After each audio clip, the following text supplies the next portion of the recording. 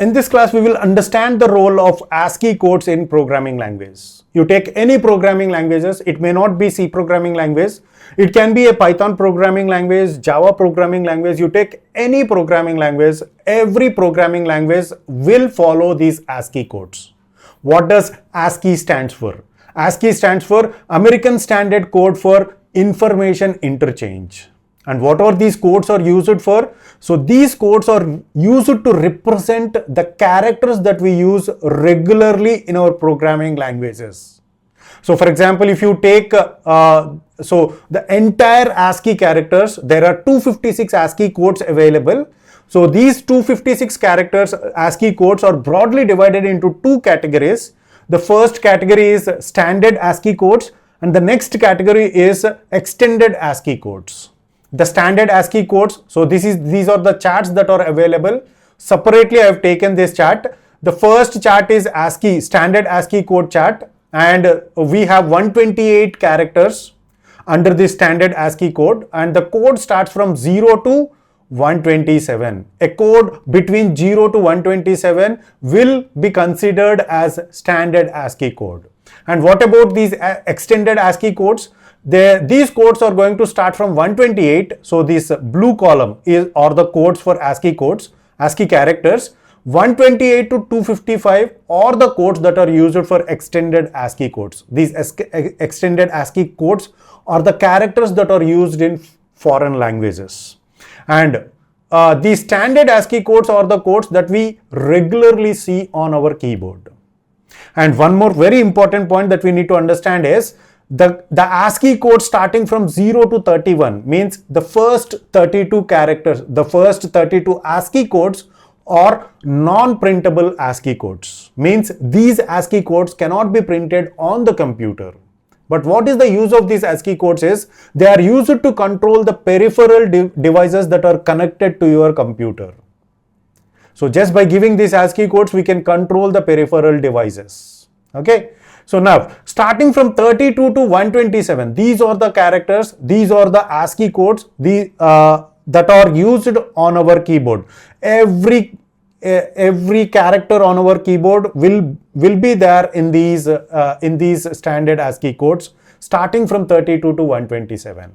Okay, so if you take these uppercase ASCII codes, uppercase characters, the ASCII codes assigned for this A to uppercase Z is from 65 to 90. What about lowercase alphabets? Lowercase alphabets are going to have an ASCII code start from 97 to 122.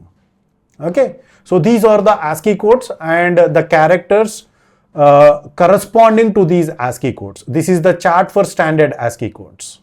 Now, to go in detail about these ASCII codes in programming, let's take a simple program and try to understand this simple program.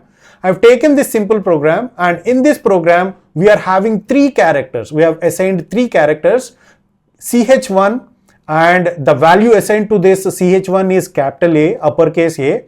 CH2 is 9. It looks like a digit. But don't get confused, it is not an integer, it is a character 9. Now, if you go into the memory location of this CH2, what will get stored? Are you thinking that the binary value of 9 will get stored in this memory location? No. The ASCII character of 9. For example, if you take this standard chart, what is the ASCII character of 9? ASCII code of 9 assigned for 9 is 57. So 57 will get stored in the memory location. Don't get confused with the character, a character with an integer. See here, in the program, it is in the single quote. CH2 is having a value of 9. It is considered as a character, not as a decimal number. So try to understand that. Okay, and we have taken another character. We haven't assigned anything to it. Now, I want to print the character stored in CH1 and CH2. So, the printf statement clearly states that %C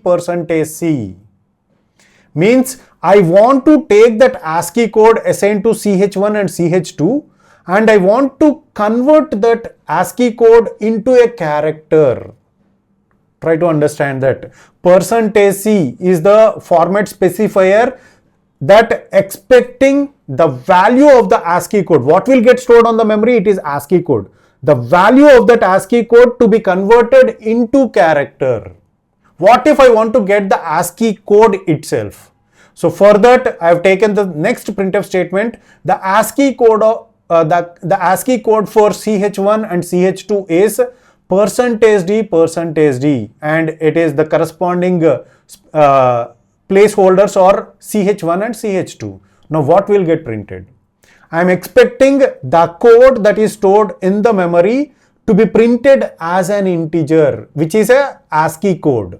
Now what we will get is, we will get the corresponding ASCII code for uppercase A and the ASCII code for 9. What is the ASCII code for uppercase A? Uppercase A, it is 65, and in the output, and what about ASCII code for 9? It is 57.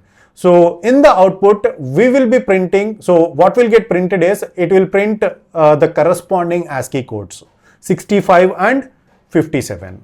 Okay. Now, because these codes are represented as a decimal values, can we do arithmetic operations on these ASCII codes? Yes, we can do arithmetic operations on these ASCII codes.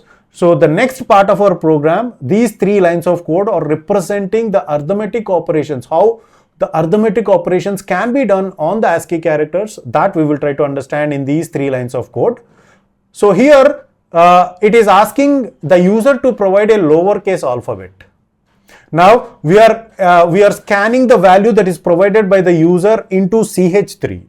Once we scan that lowercase alphabet, what happens is, the next printf, in the next printf, we are converting that lowercase alphabet into uppercase. All we need to do is, we have to subtract the code, the ASCII code for ch3 minus 32. So the ASCII code minus 32 is going to provide the ASCII code for uppercase alphabets. So let's see that in the standard table. So what is the ASCII code for lowercase a? Let's assume that the user has provided a lowercase alphabet a. Now I want to convert this to uppercase. Now what is the ASCII code that we have to get is, it is 97 minus 32, we are going to get an ASCII code of 65. What is the ASCII code of 6? So the character for 65, it is uppercase a. So try to understand that. Let's assume that if the user has provided d, lowercase d. Now what happens is, the ASCII code is 100 minus 32. What it is going to generate? It is going to generate an ASCII code of 68, and the equivalent character for 68 is, the ASCII code 68 is d, uppercase d. So this is how we can convert, this is how the programming for the conversion of ASCII codes, so lowercase alphabets to uppercase and uppercase alphabets to lowercase, can be done. Try to understand that. Okay, so let's see the output so that you can easily understand what we are discussing now. So here is the same program that I have taken, and let's run this program and see what it will get printed. So here the characters in ch1 and ch2 is a and 9. So as we have provided, and the ASCII code for ch1 and ch2 is 65 and 57. Now the third line of code, it is asking for us to provide a lowercase alphabet. Let's assume that I have provided lowercase a. Now can you guess the outcome? It is going to print the uppercase alphabet. Now I've taken it as ASCII code. Now I'll change this to C. Now let's run this program again. Okay, it is asking us to provide an alphabet. Now it has converted to uppercase alphabet A. So let's run another program one more time, and I will provide F, lowercase f, it will get converted into uppercase F. So hope you got this point.